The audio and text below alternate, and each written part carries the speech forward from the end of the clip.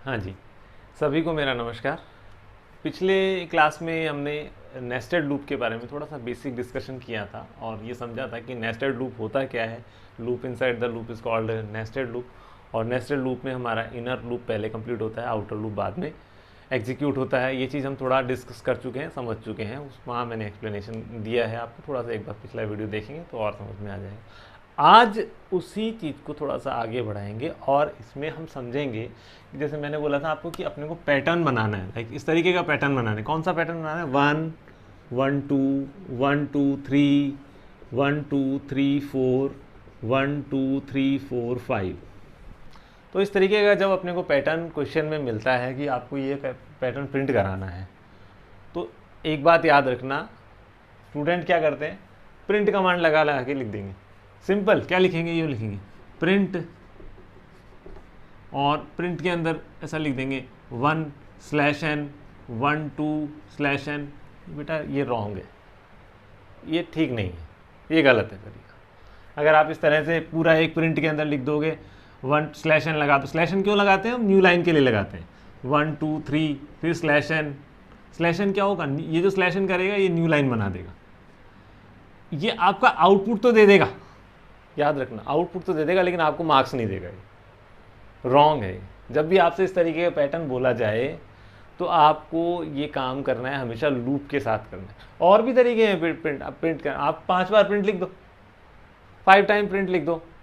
एक पहली बार में 1 लिख दो, फिर दूसरी बार में 1 2 लिख दो, तीसरी बार में 1 2 3 लिख दो, तो भी आ जाएगा, आउटपुट आ जाएगा, लेकिन आपको मार्क्स नहीं मिलेंगे। याद रखना ये वाली चीज़। तो जब भी इस तरीके का पैटर्न आता है तो याद रखेंगे हमें ये काम लूप से करना, चाहे आप वाइल लूप लगाओ या फॉर लूप। बेटर ये होता है कि फॉर लूप ईजी रहता है हमारे लिए, इसलिए हम यूजुअली फॉर लूप का यूज़ करते हैं। वाइल लूप से भी ये काम किया जा सकता है, ऐसा कुछ है नहीं कि आपको वाइल लूप से नहीं करना।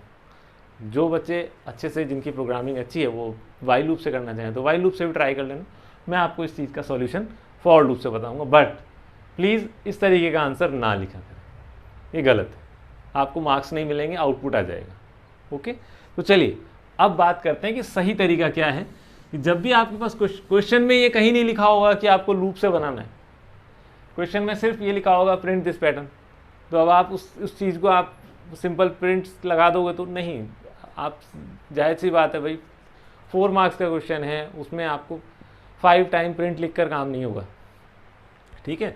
और अगर ये कह दिया जाता है कि लूप से प्रिंट करो, तो वो तो फिर तो स्पेसिफिकली हो ही गया कि हाँ भैया स्पेशली आपको लूप से ही बनाना है ना। तो याद रखो, जब भी इस तरीके के पैटर्न्स आते हैं, आपको कभी भी सिंपल प्रिंट लिख के काम नहीं करना है, लूप चलाना है। चलो आगे बात करते हैं। अब यहाँ जब इस तरीके के क्वेश्चन आ जाते हैं, थोड़ा सा अपने को विज़न अपना चेंज करना पड़ता है प्रोग्रामिंग का। वो क्या, आपको इस प्रॉब्लम को देखना है कि ये प्रॉब्लम है कैसी।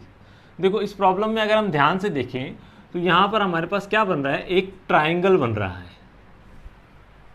ट्राइंगल बन रहा है, ठीक है। तो कभी भी घबराना नहीं है, इसके अंदर ये देखना है कितने, जब भी पैटर्न मिलता है कितने ट्राइंगल बन रहे हैं इसके अंदर। और अमूमन जब भी या नॉर्मली जितने भी ट्राइंगल मिले आपको, हर एक ट्राइंगल में 2 लूप चलते हैं, नॉर्मली यही होता है। अब 2 लूप कौन से, जो अभी मैंने पिछले डिस्कस किए थे, एक इनर और एक आउटर, 2 लूप चलेंगे। अब बस अपने को ये सेट करना है, जो नंबर्स आ रहे हैं या जो कुछ स्टार आ रहा है, उसके पैटर्न के अकॉर्डिंग आपका लॉजिक क्या सेट होना है, वो लॉजिक सेट करना है, ठीक है। तो अब वो लॉजिक सेट करने का भी तरीका मैं आप लोगों को बताता हूँ, वो कैसे होगा। उसके लिए आपको क्या देखना है, पहले तो हमने देख लिया कितने ट्राइंगल हैं, यहाँ देख लिया हमने एक ट्राइंगल है। मैंने क्या बताया आपको, नॉर्मली क्या होता है, एक ट्राइंगल में 2 लूप चलते हैं, क्लियर। दूसरी बात ये कि अब इनर और आउटर लूप चलेंगे, 2 लूप चलेंगे, दोनों अलग अलग वेरिएबल के साथ चलेंगे। दूसरी बात ये है कि आपको उस ट्राइंगल में ये देखना है कितनी रोज हैं और कितने कॉलम्स हैं। क्या बोला मैंने, रोज एंड कॉलम्स। तो रो क्या होंगे, ये जो अपना हॉरिजॉन्टल लाइन है ना, उसको अपन बोलेंगे रो, ठीक है। तो ये हो गया, रो कितनी है, 1, रो कितनी है, 1 2 3 4 और 5, रो कितने हैं, 1 2 3 4 और 5। और कॉलम कितने हैं, कॉलम देखो, फर्स्ट रो में ओनली 1 कॉलम, एक ही तो कॉलम बना हुआ है फर्स्ट रो में, इस पहली रो में एक ही कॉलम बना हुआ है। ये जो दूसरी रो है इसके अंदर, यहाँ अगर मैं लिख देता हूँ इसको, पहली रो में एक कॉलम है, ये सेकंड रो है, या सामने लिखते हैं समझ में आएगा। पहली रो में हमारा 1 कॉलम है, सेकंड रो है उसके अंदर कितने कॉलम है, 2 कॉलम है, थर्ड रो है हमारे उसके अंदर कितने कॉलम है, 3 कॉलम है, ये जो फोर्थ रो है इसके अंदर कितने कॉलम है, 4 कॉलम है, ये जो फिफ्थ रो है इसके अंदर कितने कॉलम है, 5 कॉलम है। अब कहोगे सर ये क्यों गिनती करवा रहे हैं, जो क्यों काउंट कर रहे हैं, इसके पीछे लॉजिक है बहुत अच्छा। वो लॉजिक क्या है, पहले हमने सबसे पहले क्या देखा था कि ट्राइंगल ढूंढा, कितने ट्राइंगल है, एक ट्राइंगल में कितने लूप, 2 लूप, पहला आउटर दूसरा इनर।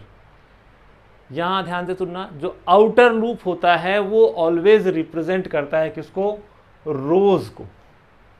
आउटर लूप किसके लिए लिखा जाता है, रोज के लिए लिखा जाता है, और इनर लूप किसके लिए लिखा जाता है, कॉलम्स के लिए लिखा जाता है। इसलिए मैंने यहाँ पर काउंट करवाया कि रो कितने हैं और कॉलम कितने, ठीक है। इसलिए हमने यहाँ पर ये कॉलम काउंट कर लिया कि रो कितनी है। तो जब हमने ये काउंट कर लिया 1 2 3 4 5 रो है, मतलब आउटर लूप तो सिंपल हो गया हमारा कि आउटर लूप 5 टाइम चलेगा।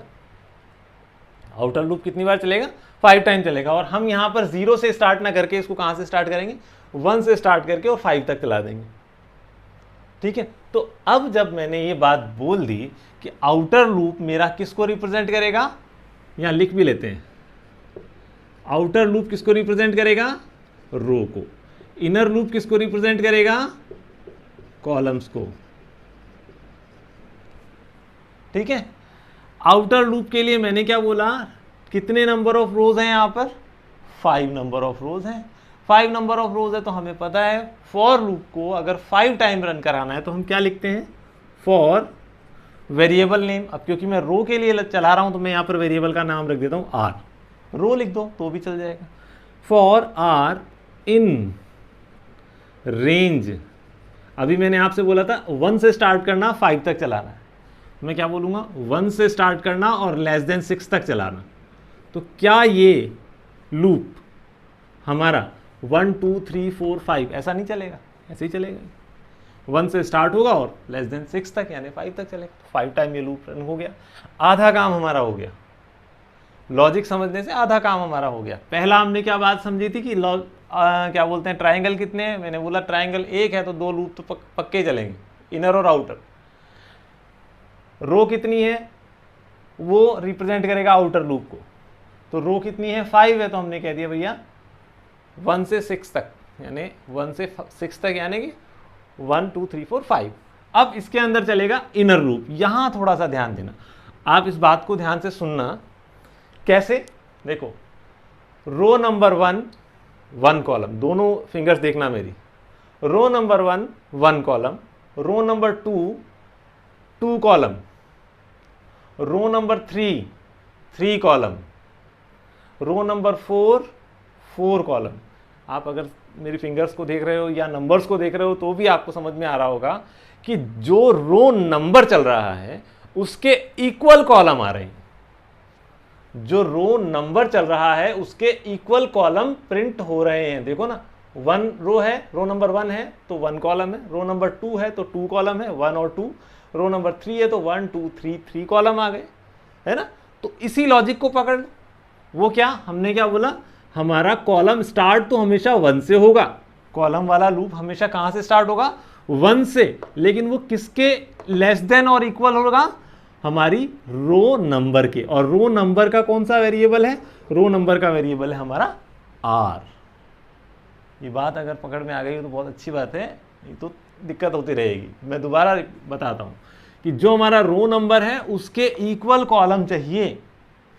रो नंबर अगर 2 है तो उसके इक्वल 2 कॉलम चाहिए मुझे, और हमेशा हमारा कॉलम कहां से स्टार्ट हो जाएगा, 1 से ही स्टार्ट करना है। तो हमारे को स्टार्ट मिल गया और एंड कहां करना है वो मिल गया। एंड कहां करना है, जो रो नंबर है वहां तक एंड करना है। अब रो नंबर कौन से वेरिएबल में है, आर वेरिएबल में। तो हम अंदर क्या लिख देंगे, हम यहां लिख देंगे फॉर, कॉलम के लिए सी लिख दिया, सी इन रेंज, मैंने क्या बोला 1 से स्टार्ट करना है तो स्टार्ट वैल्यू हो गई 1, स्टॉप वैल्यू क्या रहेगी, मैंने बोला है रो के इक्वल। तो इक्वल मतलब इस रो से एक ज्यादा कर दो तभी उसके इक्वल चलेगा। तो 1 से स्टार्ट करेगा, रो प्लस 1 तक चल देगा, लेस देन रो प्लस 1 तो हो जाएगा। अब बात आती है प्रिंट क्या कराना है। देखो मैं बार बार क्या बोल रहा हूँ कि 1 से स्टार्ट करना है, 2 कॉलम प्रिंट करना है, 1 से स्टार्ट करना है, 3 कॉलम प्रिंट करना है, 1 से स्टार्ट करना है, 4 कॉलम प्रिंट करने। तो कॉलम प्रिंट करना है मतलब सी प्रिंट करना है, तो यानी कि हम क्या लिख देंगे, यहाँ पर लिख देंगे प्रिंट सी। याद रखना अगर स्मॉल लिखा है तो यहाँ भी स्मॉल ही रहेगा, अपने को पता है केस सेंसिटिव लैंग्वेज होती है बात है पाइथन। तो ये आपने लिख दिया प्रिंट सी, तो सी की वैल्यू प्रिंट कर देगा, बहुत अच्छी बात है, सी की वैल्यू प्रिंट कर देगा। अब इसको अगर मैं थोड़ा सा एनालाइज करूँ तो, या इसको ट्रेस करूँ कोड को, तो कैसा आउटपुट आएगा समझ लें थोड़ा सा। इसका आउटपुट अगर मैं समझता हूँ तो यहाँ आएगा, देखो ये मैंने बना दिया आर और सी मेरा एक वेरिएबल, आउटपुट लिख देंगे अपन यहाँ पर। कैसा आएगा, आर की वैल्यू मैंने क्या बोला, 1 से स्टार्ट होना चाहिए, लेस देन 6 तक चलेगा, तो 1 लेस देन 6 कंडीशन ट्रू है, अंदर आएगा। सी की वैल्यू कहाँ से स्टार्ट करेगा, 1 से स्टार्ट करेगा, आर के प्लस 1, आर प्लस 1 मतलब 2, यहाँ पर क्या वैल्यू रख दी 2, 1 कॉमा 2, 1 कॉमा 2 मतलब 1 से स्टार्ट करे, लेस देन 2 तक चलेगा, यानी एक बार चलेगा, एक बार चलेगा। और किसको प्रिंट कर देगा, सी को प्रिंट कर देगा। सी के अंदर क्या वैल्यू है 1, वो 1 प्रिंट हो गया। अब उसके बाद अपने आप ये ऑटो इंक्रीमेंट करेगा, किससे, प्लस 1 से इंक्रीमेंट करेगा, स्टेप वैल्यू 1 होती है, ऑटो इंक्रीमेंट हो जाएगा। तो 2 की यहाँ पर क्या हो जाएगा हमारे पास जो r प्लस 1 था, r प्लस 1 मतलब वैल्यू क्या बनी थी, 2 बनी थी, तो c की वैल्यू पहले बनी 1 और c की वैल्यू नेक्स्ट टाइम पे बनी 2, तो 2 लेस देन 2 कंडीशन फॉल्स हो गई, यहाँ पर हो जाएगा कंडीशन फॉल्स, इसलिए ये लूप हमारा हो जाएगा ब्रेक। कौन सा लूप ब्रेक हो जाएगा, ये वाला, ये लूप ब्रेक हो जाएगा। वापस से हमारा जो कंट्रोल है ऊपर जाएगा आउटर लूप पे, मैंने यही समझाया था। इनर लूप कंप्लीट होने के बाद आउटर लूप पे वापस से कंडीशन चेक करेगा। इस बार पहले वैल्यू थी 1, इस बार वैल्यू क्या बन जाएगी, यहाँ पर पहले वैल्यू थी 1, इस बार क्या बन जाएगी 2, किसकी, r की वैल्यू, r लेस देन 6 मतलब 2 लेस देन 6 कंडीशन ट्रू है, मतलब अंदर आएगा। और यहाँ r प्लस 1 मतलब क्या है 3 लेस देन 3 तक, यानी 1 लेस देन 3, 1 कॉमा 3, यानी कितनी बार चलेगा, 2 टाइम चलेगा, 2 टाइम लूप चलेगा किसका, सी के लिए। सी के लिए वापस से स्टार्ट कहाँ से करेगा, 1 और 2, तो इस बार क्या प्रिंट कर देगा, 1 और 2 प्रिंट कर देगा। अगर आप देख पा रहे हो तो हमारे पास वैल्यू तो आ रही है, लेकिन अभी क्या हो रहा है, ये वैल्यू ऐसे आएंगी क्योंकि आपने प्रिंट लिखा है, तो हर बार एक एक वैल्यू जो है नेक्स्ट लाइन पर आती चली जाएगी। ऐसा क्यों होता है, क्योंकि हमारा जो प्रिंट स्टेटमेंट है, इस प्रिंट स्टेटमेंट का डिफ़ॉल्ट नेचर क्या है, डिफ़ॉल्ट आउटपुट क्या होता है, जैसे ही कोई डेटा आपने प्रिंट करवाया और उसके बाद नेक्स्ट लाइन पर ले जाता है, तो ये सी प्रिंट करेगा, सी की वैल्यू 1 प्रिंट कर देगा और नेक्स्ट लाइन पे आ जाएगा, फिर सी की वैल्यू 1 प्रिंट कर देगा, नेक्स्ट लाइन पे आ जाएगा, 2 प्रिंट कर देगा, नेक्स्ट लाइन पे आ जाएगा।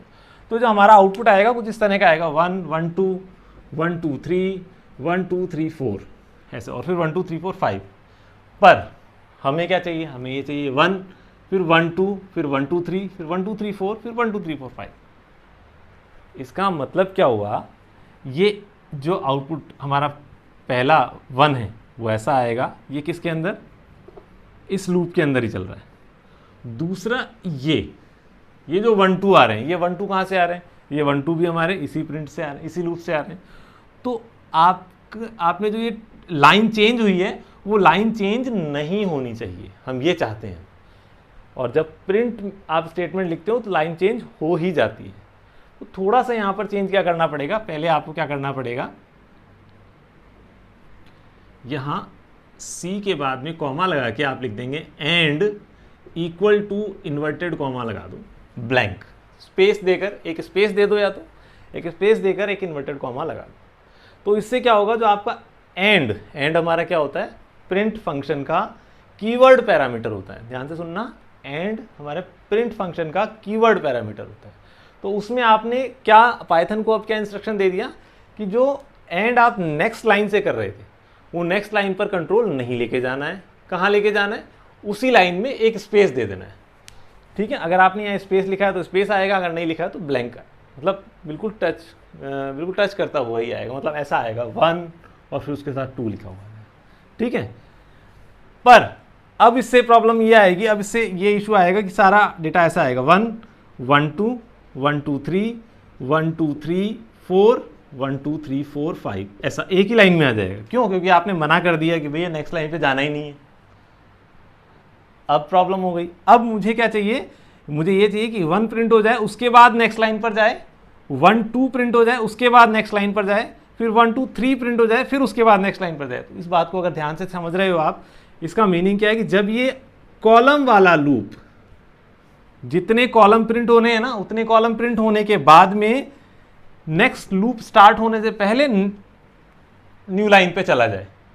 तो न्यू लाइन पर जाने के लिए आप क्या करोगे, यहां आप क्या कर दोगे, ये जो 4 लिखा है आपने, फॉर लिखा है ना, इस फॉर के अलाइनमेंट में, मतलब ये तो अंदर आपने लिख दिया, ठीक है, इस फॉर के ही अलाइनमेंट में आप एक प्रिंट स्टेटमेंट और लिख दो, यहां सिंपल ब्लैंक प्रिंट। तो इससे क्या होगा, एक तो ये 1 प्रिंट हो जाएगा पहले ऐसे, फिर ये 1 2 इस पूरे लूप से प्रिंट हो जाएगा, और जैसे ही प्रिंट हो जाएगा उसके बाद न्यू लाइन आ जाएगी, फिर 1 2 3 प्रिंट हो जाएगा, क्योंकि आपने एंड कर रखा है यहाँ पर स्पेस के साथ, तो उससे क्या होगा, बिल्कुल एक ही लाइन में सब कुछ प्रिंट होता चला जाएगा। जैसे ये लूप टर्मिनेट हुआ तो नेक्स्ट स्टेटमेंट क्या है, प्रिंट कराना है ब्लैंक, मतलब नेक्स्ट लाइन पर जाना है, तो ये नेक्स्ट लाइन पर ले जाएगा, हर एक डेटा को नीचे लेकर चला जाएगा। तो इस तरह से आपका पैटर्न ये प्रिंट हो जाएगा। इस चीज़ को हम प्रैक्टिकली भी थोड़ा सा देखेंगे, ठीक है, इस बात को हम प्रैक्टिकल भी देखेंगे, समझेंगे। इस कोड को मैं आप लोगों को थोड़ा सा और जब यहाँ पर चेंज करके बता देता हूँ कि जैसे सपोज करो कि आपके यहाँ पैटर्न में 1 2 3 1 2 3 4 5 की बजाय अगर ये पैटर्न ऐसा हो, star 2 star 3 star 4 star 5 star, तो कैसे चलेगा, कुछ भी नहीं करना, चेंज ज़्यादा चेंज नहीं है।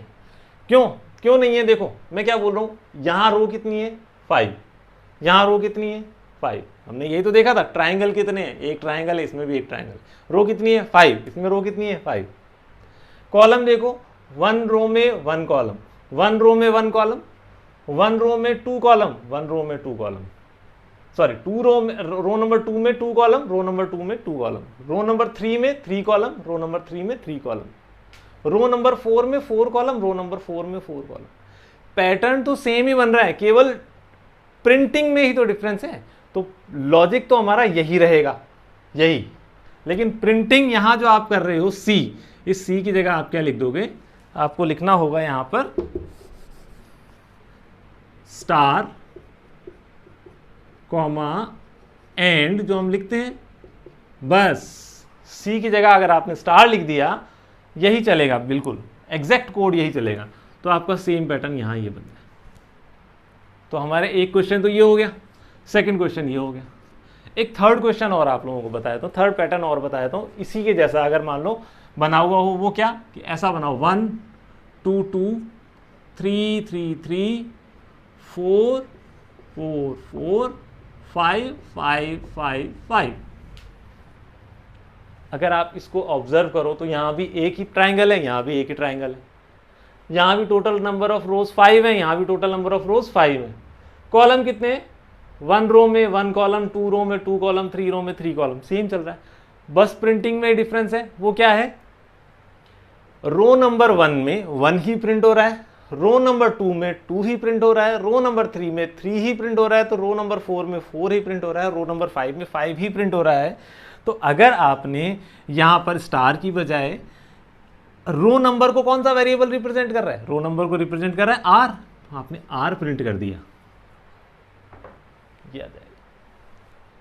तो बहुत इजी था, इसको प्रैक्टिस करें, फिर हम प्रैक्टिकली और चीज़ें देखेंगे।